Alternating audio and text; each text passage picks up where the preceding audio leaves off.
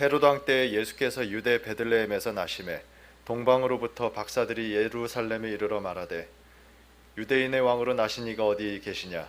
우리가 동방에서 그의 별을 보고 그에게 경배하러 왔노라 하니 헤롯 왕과 온 예루살렘이 듣고 소동한지라.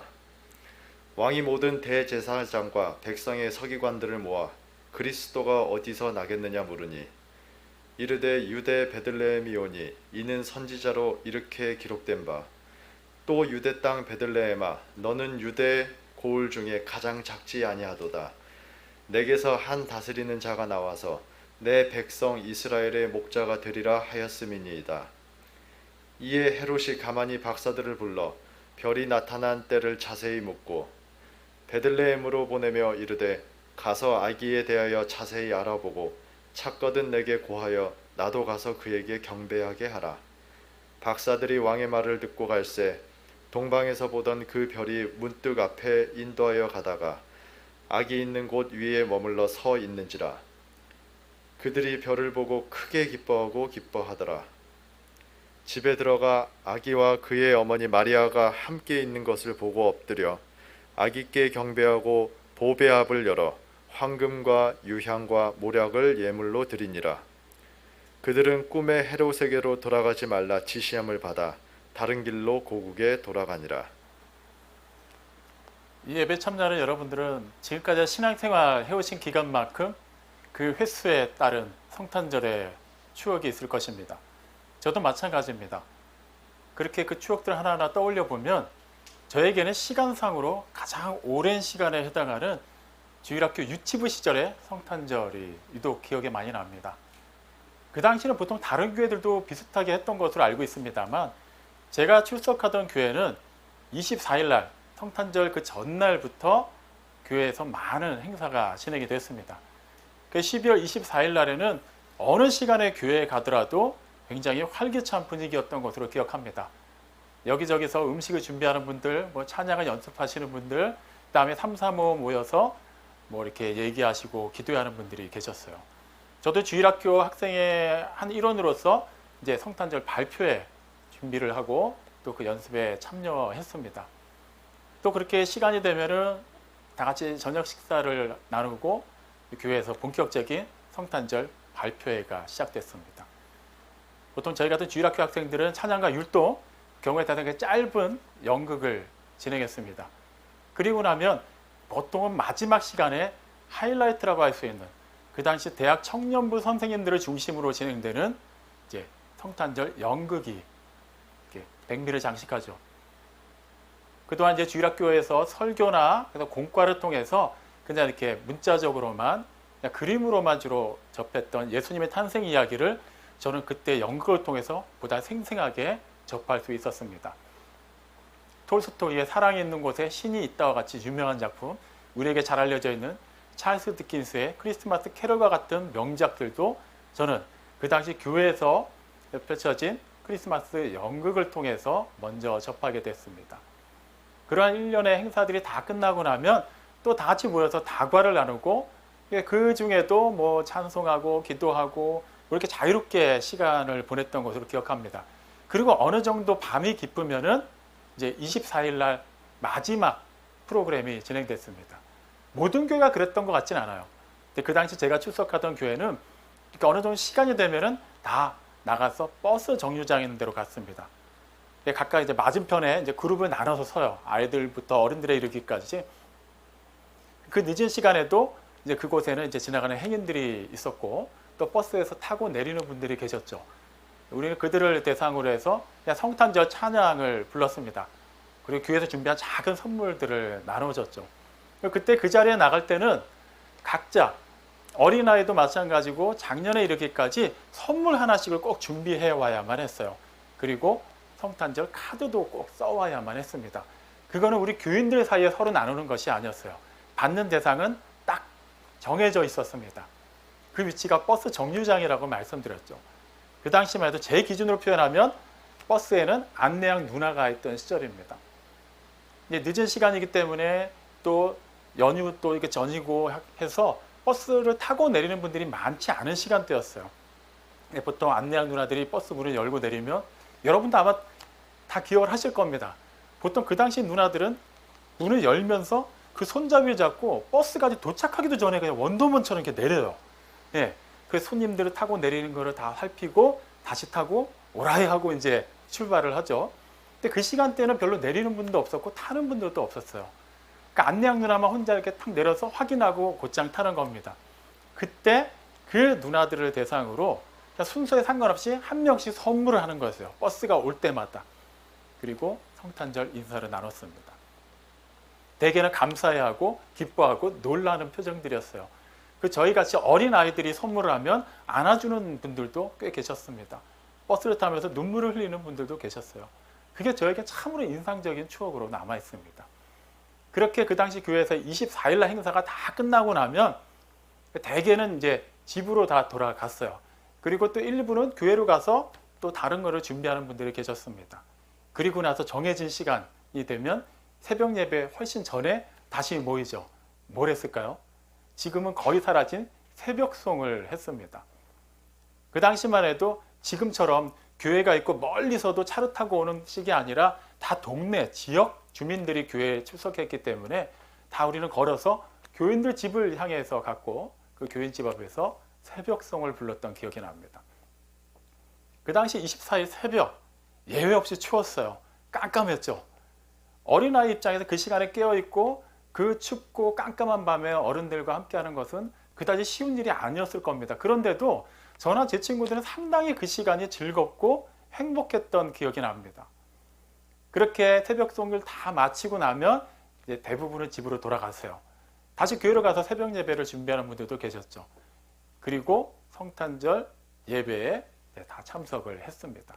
그게 제가 어린 시절 기억하는 일반적인 성탄절 전날부터 성탄절 당일에 이르는 여러 행사들에 관한 추억입니다. 그렇게 또 시간이 흘렀어요. 어린 시절 제가 그렇게 우러러보던 대학 청년부 선생님들이 하던 그 연극, 그 자리에 이제 제가 서는 나이가 되었습니다. 12월이 되면서부터는 그냥 보통 평상시에도 하던 그런 여러 기관들에 나가서 봉사하는 활동들의 횟수가 더 많아졌어요. 그리고 성탄절 행사 준비를 위해서 모든 에너지를 쏟아부었습니다. 그 시간들도 대학 시절의 제 중요한 추억 가운데 하나입니다. 그리고 그 24일 날이 되면 그때도 마찬가지로 길에서 찬송을 부르고 지나가는 분들에게 차나 작은 선물들을 이렇게 나눠주곤 했죠. 그리고 밤새서 친구들과 교회에서 이야기꽃을 피우고 25일 날 새벽에 또 이제 꾸벅꾸벅 졸면서 새벽 예배 드리고 25일 날 오전 예배 드리고 그게 제 청년 시절의 성탄절 추억들입니다. 예전같이 안내양 누나들을 만나는 일은 없어졌어요. 그리고 시대가 흐르고 바뀌면서 새벽성을 더 이상 돌 수 없게 되었습니다. 그래도 제 대학 시절의 성탄절 기억도 그리고 향후의 그 몇 년 이후의 기억들도 크게 다르지 않게 저에게는 굉장히 소중하고 행복한 추억으로 남아 있습니다. 그런데 그 추억들이 재작년부터는 완벽하게 바뀌었습니다. 굳이 설명드리지 않아도 우리는 재작년 즈음부터 그 작년에는 확실하게 더 이상 예전과 같이 성탄절 행사를 할 수 없게 되었습니다. 많은 분들이 자유롭게 모여서 마스크를 착용하지 않고 마음껏 찬양할 수 있는 그런 시절을 우리는 예전 시절로 기억할 수밖에 없게 되었습니다. 더 이상 추억을 쌓을 수 없게 되었어요. 어떻게 보면은 굉장히 슬픈 크리스마스, 슬픈 성탄절을 보내는 시기가 되었습니다. 올해도 크게 다를 것 같지는 않습니다. 하지만 덕분에 우리는 자칫 가장 중요함에도 불구하고 쉽게 놓치고 있었던 무언가를 새삼스럽게 발견하게 되었습니다. 그날의 주인공이신 우리 주 예수 그리스도, 그분을 우리는 여러 행사와 여러 화려한 분위기 속에 가려두었다가 이제는 그분만이 드러나는 성탄절을 맞이하게 됐습니다. 그 순간순간들, 제가 지금까지 말씀드렸던 성탄절의 그 추억의 그 순간들은 여전히 지금도 저에게는 행복하고 소중한 추억으로 남아 있습니다. 하지만 그 추억 속에서는 주인공은 예수님이 아니었습니다. 여러 행사, 발표, 선물, 그 친구들과의 여러 추억들, 또 이게 교회에서 일어났던 여러 가지 사건들, 그런 것들이 예수님보다 더 앞섰던 것이 사실입니다. 물론 그 모든 행사는 예수님의 탄생을 기념해서 이루어진 일들이었습니다. 그때 부른 찬양들도 모든 주체는 예수님이었습니다. 그때 선포된 말씀도 당연히 주인공은 예수님이었습니다. 하지만 저의 마음은 아마도 그때 그 모든 순간들에 함께 참여했던 다른 친구들 또 교인들의 마음은 예수님이 아닌 그 외적인 다른 곳에 쏠려 있지 않았나 싶습니다. 그런데 이제 우리가 살아내는 이 순간들은 더 이상 그런 행사가 사라짐으로 말미암아 자연스럽게 예수님께 더욱더 주목할 수 있게 되었습니다. 그렇기 때문에 우리는 여전히 불편한 이런 상황 속에서도 기존에 우리가 쉽게 놓치고 있었던 그 소중한 분에 대해서 다시 한번 생각하는 계기가 되기를 바랍니다.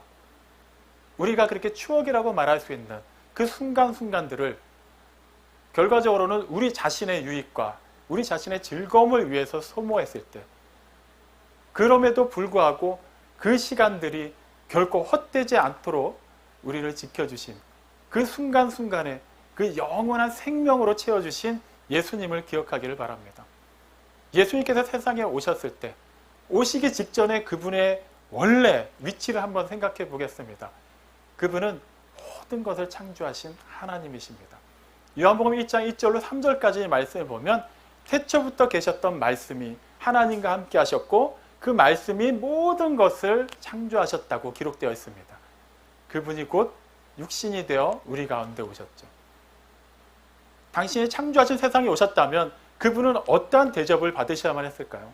어떠한 상황 속에서 태어나셔야만 하셨을까요? 당연히 평강의 왕이신 그분이 이 모든 것을 다스리시는 왕으로 오셨기 때문에 왕궁에서 태어나셔야만 했을 겁니다. 굳이 사람들 사이에서의 삶의 질을 놓고 비교하자면 그분은 이 세상에서 가장 부유하게 사셔야만 했고 가장 건강하셔야만 했고 가장 명예로우셔야만 했습니다. 하지만 어떻습니까? 그분은 가장 가난한 집에 태어나셨습니다. 그리고 누이실 곳이 없어서 마국간에 누이셨습니다. 그분이 사시는 동안에는 머리 둘 집도 없었습니다. 그렇게 집도 없이 그렇게 가난한 삶으로 그분의 공생의 모든 순간뿐만 아니라 삶의 전 시간들의 순간순간들을 그분은 채우셨습니다. 그분이 그렇게 가난하셨고 그렇게 낮아지셨기 때문에 우리는 그분이 본래 계셨던 그분만이 계셔야만 하는 그 하나님 아버지의 집에 영원히 거할 수 있게 되었습니다. 우리가 여전히 그 순간순간 우리에게 주어진 그 소중한 순간들을 우리 자신들만을 위해서 사용하는 그때에도 우리 주 예수 그리스도께서는 우리를 그대로 내버려 두지, 우리를 포기하지 않으시고 계속해서 당신의 그 집 안으로, 당신의 그 영원한 품 안으로 우리를 인도하고 계셨습니다. 우리는 복음서를 통해서 예수님에 관한 이야기를 살펴볼 때 예수님의 그 놀라운 이야기, 그분의 사랑, 그분의 은혜를 전혀 거리낌 없이 받아들입니다. 하지만 실제 그분이 살아내셨던 그 순간들은 결코 우리가 생각하는 것처럼 사람들에게 그렇게 용납받고 인정받는 시간들이 아니었습니다. 일면만을 놓고 보면 예수님을 수많은 사람들이 따를 때도 있었습니다. 하지만 우리가 잘 아는 바와 같이 그들은 자신들의 이익과 부합된다고 여길 때에만 예수님을 따랐고 예수님을 향해서 환호했습니다. 하지만 조금도 자신들의 이익에 부합되지 못한다고 여겨지면 예수님을 가차없이 버렸고 떠나갔죠. 심지어는 돌을 들어서 그분을 치려고까지 했습니다. 제자들도 크게 다르진 않죠. 끝끝내 제자들이 예수님 곁에 남아있는 듯 싶었지만 결정적으로 예수님께서 붙잡혀 가실 때 그들은 예수님을 외면하고 다 도망쳤습니다. 예수님은 이 땅에서 철저히 외면당하시고 버림받으시고 사람들에게 미움을 받으셨습니다. 그분의 그 순간순간이 그러한 외면으로 가득 찼기 때문에 결과적으로 어떤 일이 일어났습니까? 죄와 허물로 인해서 죽었고 하나님과의 관계가 단절되어서 하나님으로부터 외면받고 영원히 하나님께 나아갈 수 없게 되었던 우리가 그분의 그 외면당하심으로 말미암아 하나님께 다시 받들여지게 되었습니다. 하나님께 나아갈 수 있게 되었고 하나님의 자녀가 되는 권세를 누리게 되었습니다. 예수님의 그 순간이 우리는 결코 이해할 수도 없고 이해하려고 하지도 않고 굳이 그렇게 되고 싶지도 않은 그 순간이 예수님께서는 다 받아들이셨고 그 순간을 참아내셨기 때문에 우리가 영원한 생명 속으로 들어갈 수 있게 된 것이죠. 결정적인 사건은 십자가에서 이루어집니다. 예수님께서 십자가에 달려 돌아가실 때 사람의 몸을 입으셨기 때문에 극한의 고통을 당하셨습니다. 하지만 우리로서는 감히 상상할 수도 없고 결코 이해할 수도 없는 일이 예수님께 일어났습니다. 영원전부터 단 한 번도 성부 하나님과 성령 하나님과 단절된 적이 없었던 예수님께서 그 순간만큼은 하나님과 철저하게 찢어지셔야만 했습니다. 그 아픔과 그 고통, 그 괴로움은 우리는 감히 상상할 수 없습니다. 오죽하면 나의 하나님 어찌하여 나를 버리시나이까라고 울부짖기까지 하셨습니다. 그런데 예수님은 그 상황을 받아내셨어요. 참아내셨어요. 원래 죄로 인해서 우리에게 쏟아져야만 하는 하나님의 진노를 예수님이 다 받아내셨어요. 그 순간 예수님이 하나님 아버지와 단절되는 그 극도의 고통의 순간을 참아내셨기 때문에 우리는 하나님께 버림받았다가 이제는 하나님 안에 속한 그 영원한 생명으로 말미암아 하나님의 자녀라 부름받게 되었습니다. 그 예수님이 세상에 오셔서 당신이 창조하신 세상에서 그 어두운 가운데 있는 당신의 백성들 앞에 그 영원한 생명의 빛을 비춰주셨지만 세상은 그분을 알아보지 못하고 오히려 그분을 외면했습니다. 그분을 죽이기까지 했죠. 그리고 자신들의 순간순간을 그들의 왕이 아닌 자신들이 원하는 왕으로 채우기 위해서 무던히 노력했습니다.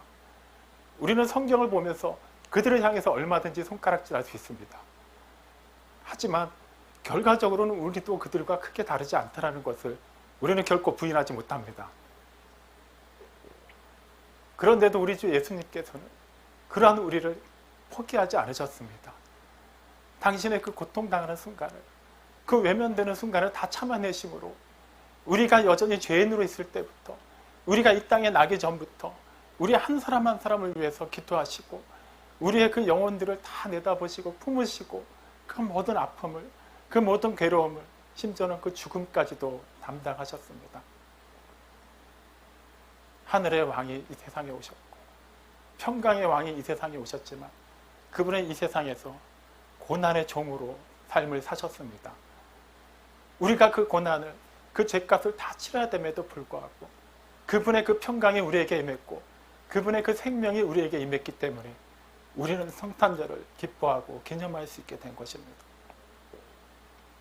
사랑하는 성도 여러분, 우리에게 그동안의 성탄절은 어떤 의미였습니까? 단지 연말을 앞두고 여러 가지 행사와 또 서로의 안부를 묻고 선물을 나누고 또 다가오는 새해를 준비하는 그런 중요한 분기점으로서의 한 날에 불과하지는 않았습니까? 예수님께서 이 세상에 무엇을 위해 오셨고 왜 오셨고 그 삶이 어떠한 일들로 그 순간순간이 채워졌는지를 우리는 과연 진지하게 고민해 본 적이 있습니까? 우리는 예수님의 나심을 기념하고 찬송하지만 그분 입장에서는 당신의 모든 것을 내어주기 위해 죽으러 오신 날입니다. 사랑하는 아들, 독생자를 세상에 보내신 하나님 아버지 입장에서는 당신의 유일하고 가장 사랑하는 아들을 화목 제물로 세상에 보내신 날입니다. 우리는 감히 하나님의 마음을 이해할 수 없습니다. 단지 하나님께서 이루신 일을 너무나도 당연하게 받아들이기만 합니다. 하나님께서 계획하신 일이니까 내가 원한 것도 아니고 하나님께서 그렇게 작정하셨고 실제 그 일을 이루신 거니까 나는 그냥 아멘하고 순종하면 되는 건 아닌가? 맞습니다. 하지만 그것은 우리가 진정으로 하나님의 그 은혜를 깨닫지 못했을 때는 할 수 있는 말입니다. 예수님께서 이 세상에 계시는 동안 계속해서 강조하신 말씀의 포인트가 있습니다. 그리고 그 포인트, 그 중요한 핵심은 마지막 고별 설교에서 계속해서 제자들에게 강조하신 바입니다. 무엇일까요? 예수님과 제자들이 따로 떨어져 있는 존재가 아니라는 거예요. 하나라는 겁니다. 예수님이 그들을 당신 안으로 하나가 되게 하기 위해서 이 세상에 오셨고 그 일을 이루셨고 그 일을 완벽하게 성취하셨기 때문에 제자들은, 그리고 예수님을 그리스도로 믿는 우리들은 그분께 속한 자로서 그분이 살아내신 그 순간에 동참해야 된다는 것입니다. 그분이 이루신 것은 별개의 이야기고 우리는 우리만의 삶을 따로 사는 것이 결코 아닙니다. 이제는 우리가 그분께 속하였고 그분의 말씀이 우리 안에 있기 때문에 그분이 살아내신 그 순간순간의 삶이 이 땅에서 우리의 삶 속에서 어떻게 펼쳐질지라도 우리는 그것을 기꺼이 받아들일 수 있어야만 합니다. 아무리 전염병이 창궐하고 세상에 난리와 그 소문이 있다 할지라도 그것이 결코 우리와 하나님 사이의 관계를 끊어놓을 수 없다는 것을 알기 때문에 하나님께서 우리를 그 영원한 생명 속으로 인도하셨고 그것을 그 누구도 방해할 수도 없고 끊을 수도 없기 때문에 우리는 순간순간 어떤 상황과 환경을 직면한다 할지라도 그 영혼을 바라보면서 주어진 삶을 사명으로 살아낼 수 있어야만 하는 것입니다. 우리는 본래 잘 아는 바와 같이 그 죄와 허물로 죽어 있었기 때문에 그 죄의 삭신 사망 외에는 어떤 것도 하나님으로부터 받을 수 있는 게 없었습니다. 그 모든 것은 말씀에 기록되어 있습니다. 피 흘림이 없이는 죄 사함이 없기 때문에 우리는 반드시 죽어야만 합니다. 죽는다고 해서 그 죄값이 다 치러지는 것도 아닙니다. 간혹 오해하는 분들이 계시죠. 단지 이 세상에서의 삶이 죽으면 그것으로 끝나는 것으로 말이죠. 아닙니다. 그 이후에는 반드시 심판이 있습니다. 그리고 그 심판 이후에는 우리에게 주어진 결론은 하나뿐이었습니다. 원래는 하나뿐이었습니다. 우리가 생각하듯이 당연하게 천국에 가는 게 아닙니다. 우리는 영원한 멸망의 형벌을 받게 되어 있었습니다. 그런데 그 일이 어떻게 순식간에 하나님의 자녀가 되는 그 놀라운 일로 바뀔 수 있게 되었습니까? 예수님께서 그 모든 것을 감당하셨기 때문이에요. 말씀에 기록된 그 일들대로라면은, 그 말씀대로라면은 우리는 하나님의 진노에는 받을 수 있는 게 아무것도 없었지만 그 말씀이 육신이 되어서 세상에 오셨어요. 그 말씀에 기록된 공의를 이루시고 그 말씀에 기록된 사랑을 다 선포하시고 나타내셨습니다.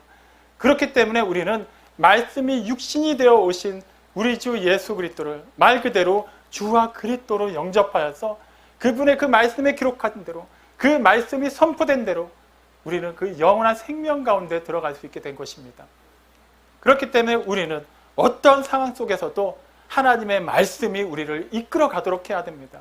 그 말씀 속으로 들어가야만 그 말씀이 우리의 모든 것을 주관하게 될 것입니다.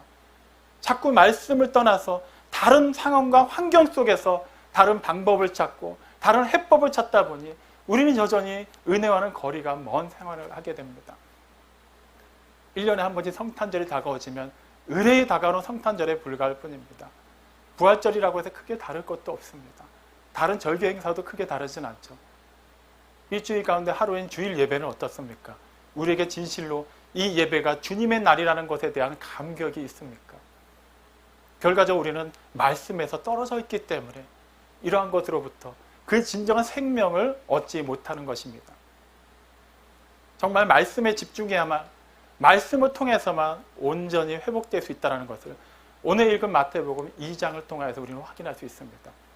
마태복음 2장 1절에는 헤롯 왕 때 유대 베들레헴에 예수님께서 나셨다고 기록되어 있습니다. 그리고 곧장 이어지는 2절에서는 동방에서 온 박사들이 예루살렘에 도착한 내용이 기록되어 있습니다. 그들은 유대인의 왕을 찾아서 왔습니다. 분명히 1절에서는 유대 땅 베들레헴에 예수님이 나셨는데 그들은 왜 베들레헴으로 가지 않고 예루살렘으로 갔을까요? 정확히 알 수는 없습니다만 그들은 아마 별을 보고 여러 가지를 연구하는 천문학자나 점성술가들이 아니었나 싶습니다. 그들이 살고 있는 그 예루살렘을 기준으로 동쪽의 어느 나라, 아마 먼 곳이었을 것입니다. 그곳에서 그들이 별을 연구하다가 유난스러운 한 별을 발견하게 됩니다. 그리고 그들은 그 별이 일반적인 별이 아니라 세상에 나신 왕을 기념하는 별이라는 것을 알게 되었습니다. 그 별을 따라서 왔어요. 세상에 나신 왕을 기념하고 예배하기 위해서 그들이 얼마나 먼 길을 왔는지 알지 못합니다만 한참의 시간을 소요해서 그 별을 따라 왔습니다. 그리고 예루살렘에 이르렀을 때 별이 사라졌습니다. 그들은 그다지 혼란스럽지는 않았을 겁니다. 왜냐하면 왕을 찾아서 왔는데, 왕의 아들의 나심을 기념하기 위해 왔는데 예루살렘은 왕궁이 있는 곳이었기 때문입니다. 그래서 그들이 와서 물었습니다. 유대인의 왕을 만나러 왔는데 그가 어디 계신가? 어떤 일이 일어납니까? 그 당시 로마의 임명을 받아서 유대의 왕으로 있던 헤롯을 비롯하여서 그 밑에 있는 위정자들, 그 예루살렘에 있는 모든 사람들이 소동했다고 기록되어 있습니다. 왜 소동했을까요? 헤롯은 왕입니다. 비록 유대인들 전체의 그런 지지를 받는 사람은 아니었지만 자신의 왕권을 유지하기 위해서 무던히 애를 썼던 사람입니다. 그런데 실제 유대인의 왕이 태어났다는 소식이 들리니 그는 불안할 수밖에 없습니다. 헤롯 밑에서 여러 가지 기득권을 형성하고 있던 사람들 또한 마찬가지입니다. 헤롯이 왕좌에서 물러나게 된다면 그들이 누렸던 모든 혜택도 사라지게 될 것입니다. 그들도 불안했을 거예요. 그 대부분의 유대인들은 어떤 심정이었을까요? 우리가 잘 아는 것처럼 로마의 지배하에서 드디어 해방될 수 있게 되었다는 그런 벅찬 감동으로 그들을 소동했습니다. 그리고 동방 박사들, 그들은 당연히 원래 목적대로 세상에 오신 유대인의 왕을 예배하는 것으로 그 기쁨으로 설레었을 것입니다. 그런데 그들의 그 모든 감정은 그 이상을 넘어갈 수 없었습니다. 왜 그랬을까요? 예루살렘에서는 세상에 오신 유대인의 왕, 하나님의 아들을 볼 수 없었기 때문입니다. 거기서 모든 것은 끝났습니다. 거기서 모든 것은 멈춰버리고 말았습니다. 그런데 그때 그 누구보다도 세상에 오신 왕을 궁금해하는 한 사람이 있었습니다. 박사 중에 한 명도 아니었어요. 구약에 능통하고 그 메시아의 오심을 기대하는 서기관들이나 대제사장도 아니었습니다. 단지 자신의 왕권을 유지하는 데 급급한 헤롯이었습니다. 그가 제사장을 부르고 서기관들을 불러서 묻습니다. 유대인의 왕이 어디서 태어나겠는가? 그러자 구약의 율법에 능통하고 선지서들을 너무나도 잘 알고 있는 그들이 대번에 대답을 합니다. 미가 선지자가 말한 대로 베들레헴에 메시아가 났을 것입니다. 이제는 모든 것이 명쾌해졌습니다. 더 이상 별이 비치진 않지만 그들은 이제 베들레헴에 가서 이 세상에 오신 하나님의 아들을 만나고 그분을 예배하기만 하면 됩니다. 그런데 어떤 일이 일어납니까? 그들은 정작 하나님의 말씀을 계속해서 연구했던 그들은, 하나님의 뜻대로 살겠다고 하는 그들은, 하나님께서 예비하시고 회복시킨 나라에 살고 있는 그들 가운데는 어느 누구도 하나님의 아들이 세상에 나신 곳을 향해 가지 않았습니다. 그리고 이방에서 온 그 박사들이 헤롯을 통해서 그 말씀을 전해 듣고 베들레헴을 향하기 시작합니다. 놀라운 일이 일어난 것이죠. 정작 하나님을 믿는다는 사람들은 하나님의 아들을 향해 나아가지 않았는데 그 이방인들, 단지 별만을 보고 따라왔던 그들은 그 말씀을 듣고 베들레헴을 향했습니다.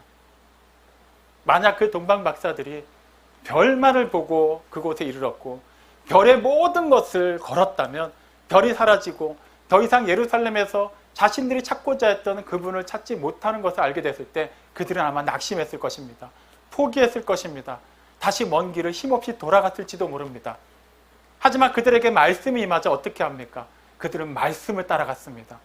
그리고 그 말씀이 그들을 인도하자 다시 예전에 보았던 그 별이 나타나서 아기 예수님이 누이신 곳까지 그들을 인도했습니다. 결과적으로는 말씀이 앞서기 시작하자 그 말씀을 통해서 여러 현상들이 하나님을 신실하게 추구하고자 했던 사람들을 이끌어 갔던 것입니다. 그렇게 그들은 세상에 나신 하나님의 아들을 보는 영광을 얻었고 그분을 예배할 수 있는 특권을 누릴 수 있게 되었습니다. 정작 하나님의 말씀은 누구보다도 잘 알고 있었던 서기관들 중에 한 명도 그곳에 왔다는 사람은 없습니다. 다만 자신들이 본래 자신 있었고 잘 알고 있었던 그 별만을 추구하고 왔던 사람들, 그들이 그 별을 넘어서 말씀을 따르게 되자 그들은 하나님의 아들을 볼 수 있게 되었고 또 그 인근에서 들판에서 가장 자신 있는 일을 하고 있었던 그 양떼들 사이에 있었던 목자들은 천사들을 통해서 말씀이 임하자 그 말씀을 따라서 예수님께 나아갈 수 있게 되었습니다. 우리는 어떻습니까? 우리도 하나님께 나아가는 이 삶의 여정이 그 순간순간이 말씀을 통해서 하나님께로 나아가고 있습니까? 앞서 말씀드린 저의 성탄절 추억들은 지금도 분명히 저에게 소중하고 행복한 추억으로 남아있습니다. 하지만 그 추억들이 저를 결코 하나님께로 완전히 인도한 것은 아니었습니다. 그 추억들이 아무리 소중하다고 해서 그것들이 저의 영혼을 구원한 것도 아니었습니다. 하지만 그 추억이라는 포장지를 완전하게 풀고 그 속에 실제로 존재한 가장 소중한 보배가 되시는 우리 주 예수 그리스도를 발견함으로 말미암아 그분을 인격적으로 맞이함으로 말미암아 저는 하나님을 알게 되었고 하나님의 자녀가 되는 권세를 누리게 되었습니다. 우리들도 마찬가지입니다.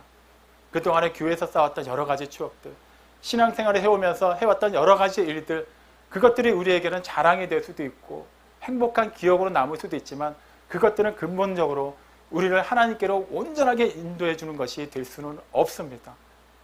하나님의 말씀만이 우리를 하나님께로 인도할 수 있고, 그렇게 말씀에 따라 갈 때만 우리가 그 과정 가운데 행하는 모든 일들이 궁극적으로 합력하여 선을 이루게 되는 것이고, 하나님의 놀라운 일들을 드러내고 체험하게 되고 나타날 수 있게 되는 것입니다. 사랑하는 성도 여러분, 우리는 여전히 언제 종식될지 모르는 이 전염병이 창궐하는 시대에 살고 있습니다. 이 상황과 환경만을 놓고 본다면 우리는 어느 때보다도 우울한 성탄절을 맞이하게 될 것입니다. 어느 때보다도 어두운 연말과 새해를 맞이하게 될지도 모릅니다. 상황만 놓고 보면 그렇게 얘기할 수 있습니다. 하지만 그것과 상관없이 그것보다 더한 난리가 있을지라도, 우리가 기대했던 어떤 평화로운 상황이 일시에 다가온다 할지라도, 이 세상에 하나님의 아들이 우리의 죄를 대속하기 위해 오셨다라는 그 사실만은 여전히 변함이 없습니다. 그리고 그분께서 그 선포하신 말씀, 그 이루신 말씀이 육신이 되어 오셨고, 그 육신이 되어 오신 그분이 이루신 모든 일을 기록된 말씀을 우리에게 주셨고, 그 말씀과 더불어 또 다른 보혜사이신 성령님을 보내주심으로 말미암아 그 말씀이 우리 안에서 인격이 되게 하셨고, 그렇게 그 말씀이 하나님께로 나아갈 수 있는 유일한 길이요 진리요 생명이 되어 주심으로 말미암아 그 말씀을 따를 때 우리가 온전히 그리고 완전히 하나님께로 나아갈 수 있게 되었습니다. 우리는 지금 무엇을 따르고 있습니까? 백신을 따르고 있습니까? 새로운 대통령을 따르고 있습니까? 아니면 언젠가 이루어지게 될 그런 남북 평화 통일을 기대하고 있습니까? 무엇이 되었든 그것들은 근본적인 문제를 해결하지 못합니다. 아무리 평안한 시대가 될지라도, 아무리 전염병이 없고 어떤 문제도 없고 아픔도 없고 가난도 없고 질병도 없는 시대를 산다 할지라도 궁극적으로 우리의 영혼의 문제는 어떤 것도 해결해 주지 못합니다. 말씀만이 답입니다. 그 말씀이 그 답을 제시하기 위해 세상에 오셨고, 그 말씀이 기록되어서 우리에게 선포되었고, 그 말씀이 우리를 이끌어서 2000년 전 베들레헴으로 우리를 인도하고 있습니다. 그 생명 가운데 우리가 걸어가고 있습니까? 그렇다면 지금 당장 살아내고 있는 이 순간순간이 비록 이 환경과 상황으로 인해서 다소간의 불편함이 있고 어려움이 있다 할지라도 그것에 규정되지 마십시오. 우리가 그것들만을 추구할 때 우리는 반드시 예루살렘에서 막히게 될 것입니다. 더 이상 그 별이 우리 앞에서 비치지 않을 때 우리는 모든 것을 포기하게 될 수도 있을지 모릅니다. 하지만 다시금 우리가 말씀 앞에 순종하고 말씀 위에 서고 그 말씀을 따를 때 우리가 속해 있는 이 모든 상황은 결과적으로는 하나님께서 의도하신 그 뜻에 이뤄갈 것이고, 그 놀라운 은혜와 역사 안으로 우리를 인도해 갈 것입니다. 날마다 그 말씀을 순종하고 말씀을 주야로 묵상하고 그 말씀이 우리 모두의 삶을 채우고 주관하게 하십시오. 그리할 때 그 순간순간에 채워지는 말씀이 영원한 생명으로 우리를 인도할 것이며, 그렇게 영원한 생명으로 말미암아 우리의 몸과 마음이 그리고 우리의 전 존재가 하나님의 그 생명 안에서 충만한 은혜를 누리게 될 것입니다. 이 은혜로 새로워지고 이 은혜를 아름답게 전하고 이 은혜로 말미암아 살아내는 삶으로 하나님을 영화롭게 하는 포에마 우리 교회 모든 성도들이 되시기를 주님의 이름으로 축원합니다. 아멘.